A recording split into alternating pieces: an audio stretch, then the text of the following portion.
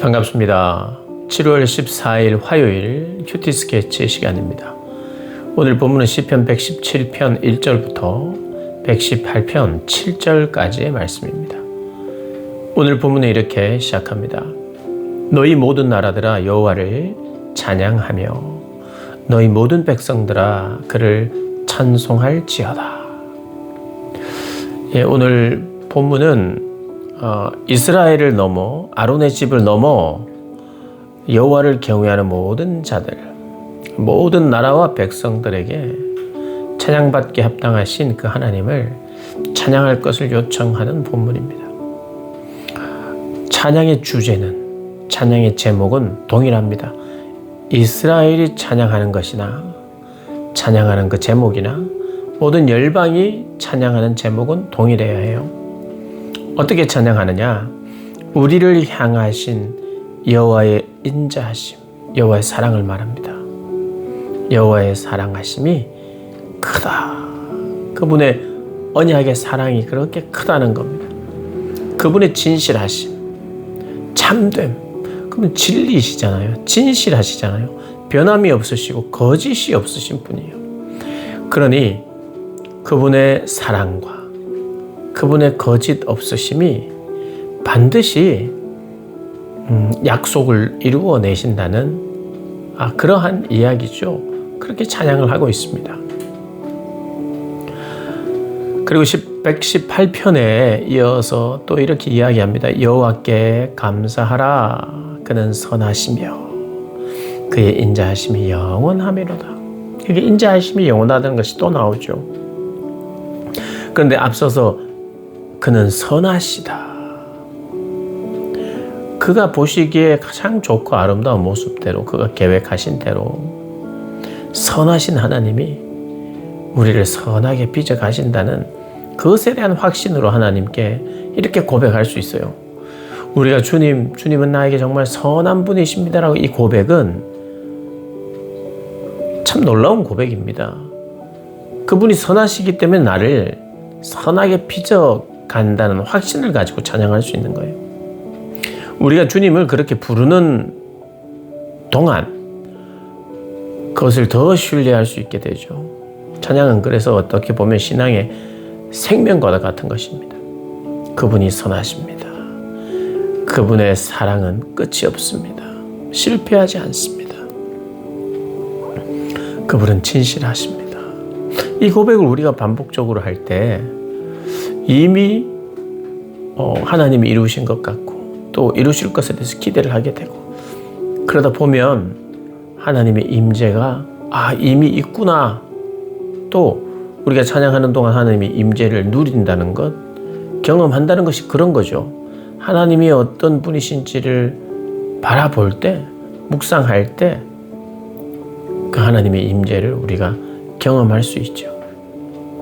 그러면서 오늘 이제 좀 중요한 말이 나오는데요. 5절에 보면 내가 고통 중에 여호와께 부르짖었더니 여호와께서 응답하시고 나를 넓은 곳에 세우셨도다. 고통 가운데 부르짖었더니 응답하셨대요. 그래서 그 고통을 벗겨주셨다는 것입니다. 하나님이 넓은 곳에 나를 세워주셨다는 거죠. 그러면서 하는 중요한 말이 있는데 여호와가 내 편이다 이렇게 이야기합니다. 내 편이다. 내가 두려워하지 않는다. 사람이 나를 어떻게 하겠느냐. 사람이 지금 괴롭히고 있는 거거든요. 사람이 힘들게 합니다. 우리에게 아픔과 상처는 사실 사람이죠. 사람. 근데 그 어떤 사람이 나를 해할 수 있겠느냐, 나를 어떻게 할 수 있겠느냐라고 지금 말하고 있는 거예요. 왜요? 하나님이 내 편이기 때문에. 근데 보통 우리가 하나님은 내 편이에요 할 때 이것은 어떻게 보면 조금 우리가 정말 이런 고백을 해도 되나? 왜냐하면 우리가 하나님 편이 돼야 되지. 하나님이 내 편이 돼서 내가 원하는 것 다 해주시는 내 편인가? 물론 성경은요. 내가 원하는 것이면 다 해주는 내 편이라고 결코 말하지 않습니다. 내가 하나님 편이 돼야 돼요. 내 뜻이 하나님의 뜻이 돼야 되죠. 하나님의 뜻이 나의 뜻이 돼야 되죠. 그러니까 하나님의 뜻에 초점을 맞춰야 되고 내가 하나님을 따라가야죠. 하나님이 원하시는 대로. 그런데 오늘 본문에 나오는 것은 이것입니다. 하나님은 내 편입니다. 왜냐하면 하나님이 나를 사랑하셨고 사랑을 시작하셨고 사랑을 완성하시고 그래서 내가 대적 가운데 어두움 가운데 있을 때 나를 건지시는 분이시라는 의미에서의 내 편이에요. 우리는요 나에게 유리하도록 내가 원하는 대로 왜? 하나님은 내 편이니까 이렇게 고백할 수는 없어요. 어쩌면 나도 기도해요. 그리고 상대도 기도해요. 나도 예수 믿는 사람이고 상대도 예수 믿는 사람인데 그런데 그들이 싸울 때도 있어요. 오해를 하기도 하고 하나님의 말씀을 읽어요. 같은 하나님의 말씀을 읽어요. 그런데도 불구하고 분쟁이 일어날 수 있습니다. 말씀에 대한 해석이 다르다든지 입장이 다르다든지 할 때 싸우는 거예요. 싸울 수 있는 거죠. 그럼 우리가 이렇게 생각합니다. 하나님이 내 편이야. 내가 맞아. 의로워. 내가 의롭고 내가 맞아도요.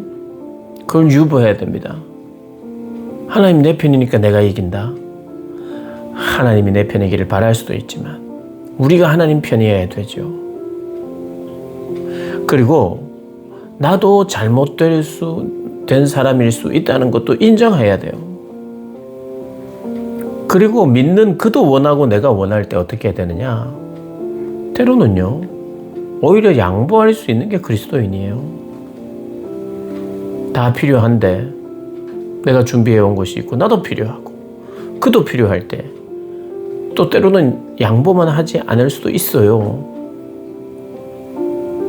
함께 시험을 치고 또 누군가는 합격을 하고 누군가는 떨어질 수밖에 없는 직장 원서를 냈을 때 그런 일들이 우리에게 있을 수 있어요.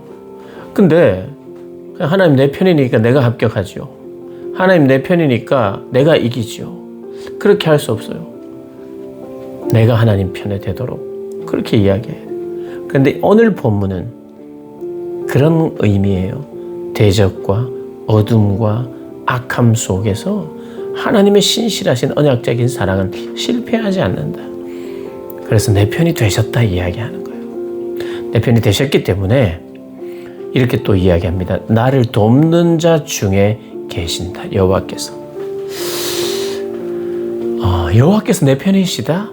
나를 돕는다 이래도 돼요. 그런데 나를 돕는 자들 중에 계신다. 그러면 우리가 하나님은 결국에는 사람들을 보내기도 하고 사람들 속에서 하나님 일하시는구나 이렇게 제안할 수도 있는데 그렇지 않아요. 오늘 이 표현은 하나님이 모든 사람들보다 더 크고 모든 돕는 자들의 위에 있는 분이라는 거예요. 돕는 자들 중에 끼어서 아무도 모르게 돕는다 이런 의미가 아니라 모든 돕는 자들 중에 계시다는 말은 돕는 자들을 주관하시는 분이시고 하나님이 돕는 자들 가운데 계셔서 그 일을 하셔도 괜찮고 그러나 거기에 매이는 분이 아니라는 거예요. 대부분 하나님은 우리가 생각하는 여러 사람들의 도움 중에 있을 수 있는 것을 우리가 기억하면서도 그것을 뛰어넘는 도움이시라는 걸 우리가 기억해야 합니다. 그러나 그럼에도 불구하고 하나님이 돕는 자 중에 계시다는 것은 의미하는 바가 있지요. 하나님 내게 보내신 여러 사람들 중에 하나님 나의 도움이시니까 그것이 도움의 한 방편이고 손길일 수 있다는 걸 기억하는 거예요. 그러나 이어서 내일 본문에 나옵니다만은 그런 도움이나 사람을 완전히 의지해서는 안 된다. 이렇게 또 이야기를 합니다. 그럼에도 불구하고 하나님은 우리를 도우시는 분이시고 돕는 사람들 중에 함께 하시는 분이시라는 거 우리 기억하면서 언약의 사랑, 언약적인 사랑에 실패가 없는 그런 면에서의 내 편이신 하나님을 의뢰하면서 주님을 찬양하는 저와 여러분 되시기를 주님의 이름으로 축복합니다.